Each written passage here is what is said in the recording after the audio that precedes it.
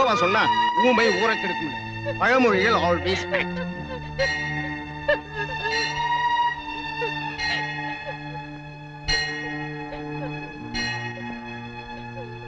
நேர்ல பார்த்தது யார் யாரு?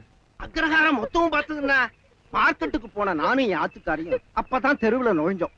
கரெக்டா கொல்லப்புற கதவை உடைச்சுட்டு இவ உள்ள போனா.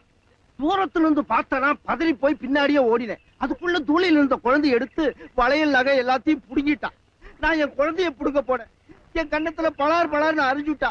அதுக்குள்ள இவெல்லாம் வந்தா எல்லாருமா சேர்ந்து இவ கைய பின்னாடி கட்டி இங்க அழைச்சிட்டு வந்தோம். இதானா இவ உடைச்சுட்டு போன நாதிங்கி. பொம்மை நாட்டியா இருக்கிறதுனால இந்த ஒரு தடவை அவளை மன்னிச்சுடலாம்னு நான் நினைக்கிறேன்.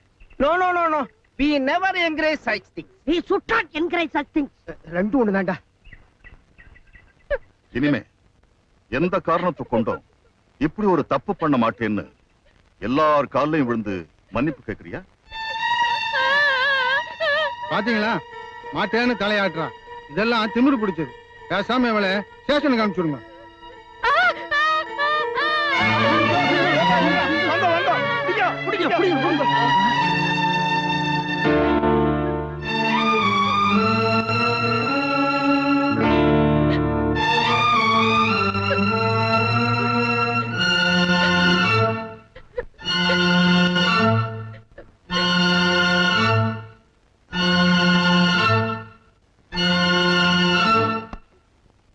தப்பா நினைச்சுக்காதீங்க. ஓட்டை அடைச்சிட்டு நாதசுரம் வாசிக்கிறதும் இப்ப நீங்க நடத்துற பஞ்சாயத்தும் ரெண்டும் ஒண்ணுதான். கை அசைக்கிறது ஒண்ணுதான் ஊமைகளோட பாசை. அதையும் கட்டி வச்சுட்டு பஞ்சாயத்து பண்றீங்கன்னா இதுல என்ன நியாயம் இருக்குன்னு என்னால புரிஞ்சுக்க முடியல. இந்த நையாண்டிலாம் வேண்டாம். அவன் திருடுனா கையோட புடிச்சிட்டு வந்துதான் இந்த பஞ்சாயத்தே நடக்கிறது. ஏம்மா கதவை உடைச்சிட்டு உள்ள போனியா? எதுக்கு?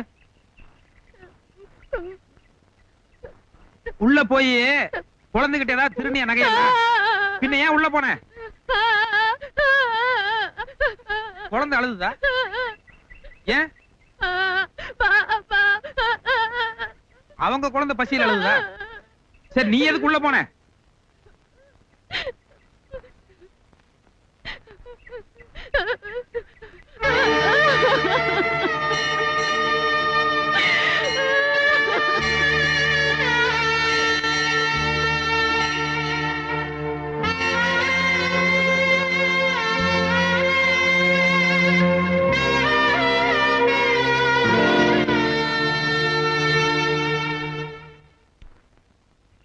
மாமி, குழந்தைங்க சொல்லி கொடுக்காம பழகிற ஒரே ஒரு வார்த்தை அம்மாங்கிறது தான். அதனாலதான் பொம்பளைங்களை தெய்வமா நினைக்கிறோம். நீங்களும் ஒரு அம்மா தானே? அந்த அம்மா என்ன சொல்றாங்கன்னு நிஜமா உங்களுக்கு புரியல? குழந்தை மேல சத்தியமா சொல்லுங்க, அந்த அம்மா என்ன சொல்றாங்கன்னு உங்களுக்கு புரியல? உங்க குழந்தைகிட்ட நகை திருட அந்த அம்மா வந்தாங்க. இல்ல கோபால், நான் உள்ள நுழைறச்ச அந்த அம்மா என் குழந்தைக்கு பால் தான் கொடுத்துட்டு இருந்தா. ஒரு பிராமண குழந்தைக்கு அர்ஜுன பொம்பளை பால் கொடுத்தான்னு தெரிஞ்சா அக்ரஹாரம் முழுக்க எங்களை காரி துப்பிடும். அத மறைக்கத்தான் நானும் எங்க ஆத்துக்காரர் அவ திருடின்னு போய் சொன்னோம். இப்பவே என்ன எல்லாரும் எவ்வளவு இலக்காரமா பாக்குறா பார்த்தேல. தயவு செய்து என்ன அக்ரஹாரத்தை விட்டு தள்ளி வச்சிடாதே. என் குழந்தைக்கு அர்ஜுன பொம்பளை பால் கொடுத்தது தோஷம் தான். அதுக்காக நீங்க என்ன பரிகாரம் செய்யணும்னு சொல்றீங்களோ அதை நான் செஞ்சு விடுறேன். தயவு செய்து என் குழந்தைக்கு பரிகாரம் செஞ்சுடுங்கடா, பரிகாரம் செஞ்சுடுங்க.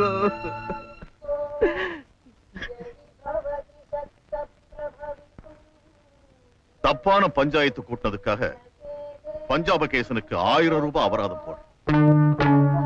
பஞ்சாபகேசனை நம்பி ஒரு பொம்மை நாட்டியை அவமானப்படுத்தினதுக்காக பஞ்சாயத்து அவகிட்ட மன்னிப்பு. அபராத பணம் 1000ஐயும் பஞ்சாயத்து அந்த பொம்மை நாட்டிக்கே கொடுக்குது. போய் குழந்தை எடுத்துட்டு வா.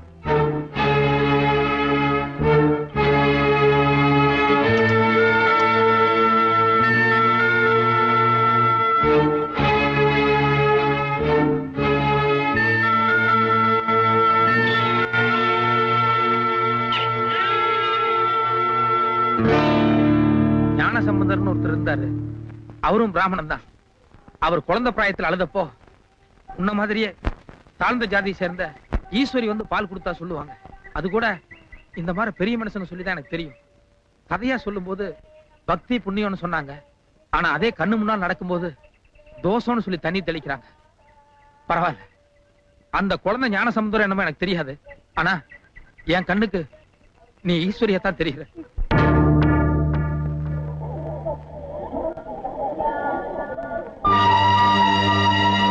பிடிங்கோ, நான் இப்போ உங்க பொண்ணா வரல, பஞ்சாயத்து சொல்ற பெரிய மனுஷன் கிட்ட ஊர்ல ஒருத்தையா நியாயம் கேட்டு வந்திருக்கேன். ஊருக்கு ஒரு நியாயம், நீக்கு ஒரு நியாயம் வேண்டாம். அந்த குழந்தைக்கு எவ்வளவு சுலபமா ஜலத்தை தெளிச்சு தோஷத்தை போக்கிட்டேன், அதே மாதிரி ஏத்துக்காரருக்கும் ஜலத்தை தெளிச்சு தோஷத்தை போக்கிடுங்க.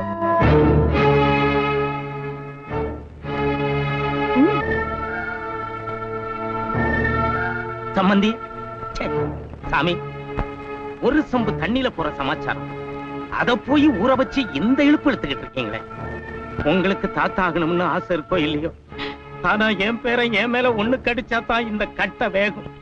அந்த சின்ன சிறுசுகளுக்கு ஒரு பச்சை கொடி காட்டுங்க.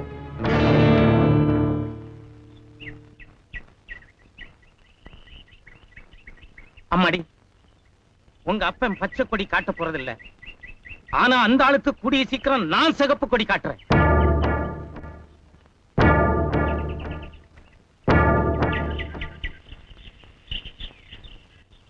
மாமா கொஞ்சம் இப்படி வாங்கோ.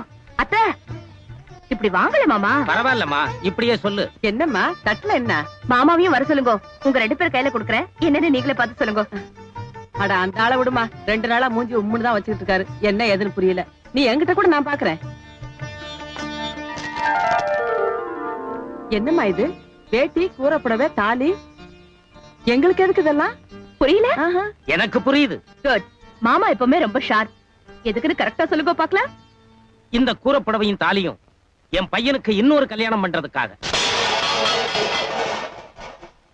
யோ, உனக்கு ஏதாச்சும் இருக்கா? பாவம், அந்த பொண்ணு எதை நினைச்சு கொண்டாந்ததோ. நீ பாட்டுக்கு என்னென்னமா வளர்ற? வளரலடி, நம்ம 2 பேத்துக்கும் 60ஆம் கல்யாணத்துக்காக தான் அந்த பொண்ணு இதெல்லாம் கொண்டாந்துருக்கா.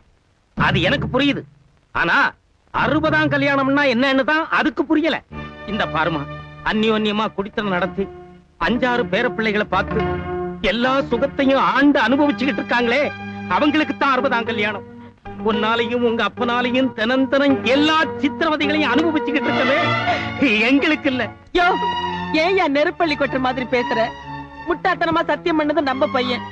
அவனுக்கு கழுத்தை நீட்டின பாவத்துக்காக எல்லா சொத்து சொகத்தையும் உதறிட்டு வந்து தினம் இங்க பத்திய சோறு தின்னுக்கிட்டு இருக்குது. அதுகிட்ட நம்ம இல்லையா மன்னிப்பு கேட்கணும்? வாஸ்தவம் தான், காலை வேணா கூட பிடிக்கலாம். ஆனா 4 தலைமுறையா நம்ம குடும்பத்துல ஒரே ஒரு குழந்தை தான் பிறந்துகிட்டு வருது. அவ்வளவுதான் நமக்கு கிடைச்ச புத்திர பாக்கியம்.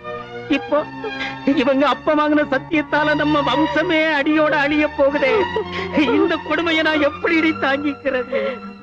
என் தலையே போனாலும் சரி, இன்னொரு கல்யாணத்துக்கு நான் ஒத்துக்க மாட்டேன். அப்ப சரி, உன் தலை போகாது, என் தலை தான் போகும்.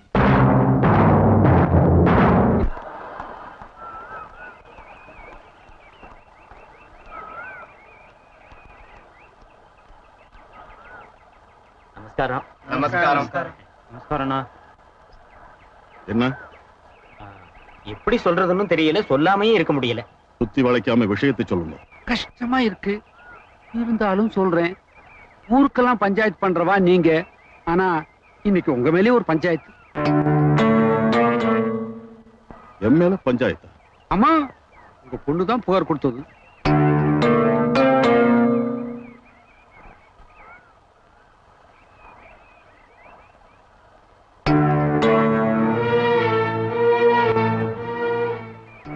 நான் பஞ்சாயத்து பண்றச்ச மத்தவா எனக்கு எப்படி கட்டுப்பட்டு நடந்துகிட்டாளோ அப்படியே நானும் கட்டுப்பட்டு நடக்கிறது தான் முறை.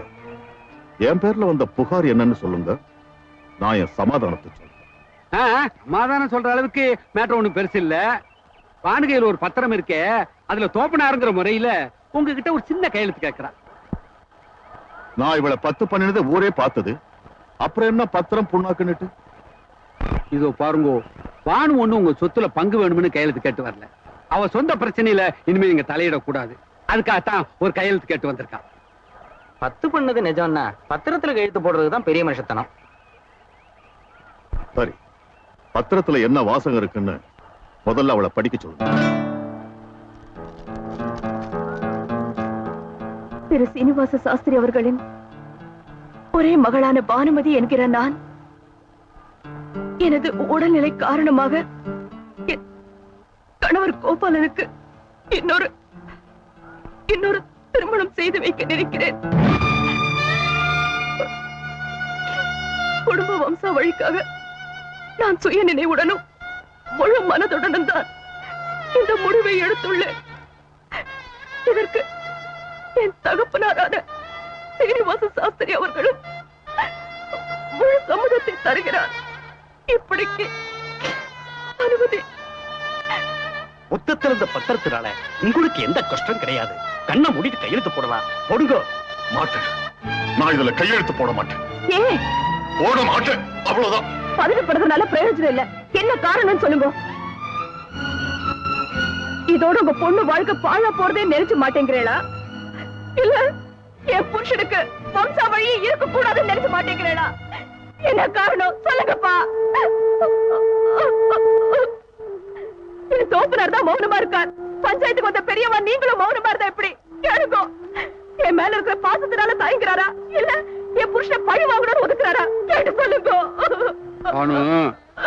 என்னதான் சாஸ்திர சம்பிரதாயம்ங்கிற போர்வையை போத்திருந்தாலும் உள்ளூர தோப்பனாருங்கிற துடிப்பு இருக்கத்தானே செய்யும். அப்ப கௌரவத்தை பார்க்காம எங்க ஆத்துக்காரர்கிட்ட வந்து நான் சத்தியத்தை வாபஸ் வாங்கிக்கிறேன், எங்க ஆத்துக்கு வாங்க மாப்பிள்ளை கூப்பிட சொல்லுங்க. அது எப்படி? அப்படி செஞ்சா அக்ரஹாரத்துல இருக்கிறவ அத்தனை பேரும் இவரை பார்த்து கைவிட்டு சிரிச்சிட மாட்டா. அதை பார்த்தா பொண்ணு கதி அதோ கதி ஆயிடும். பொண்ணு மட்டும் முக்கியம் இல்ல, சாஸ்திரம் சம்பிரதாயம் அதை விட முக்கியமாச்சே. எது முக்கியம்னு அவரே முடிவு பண்ணட்டும்.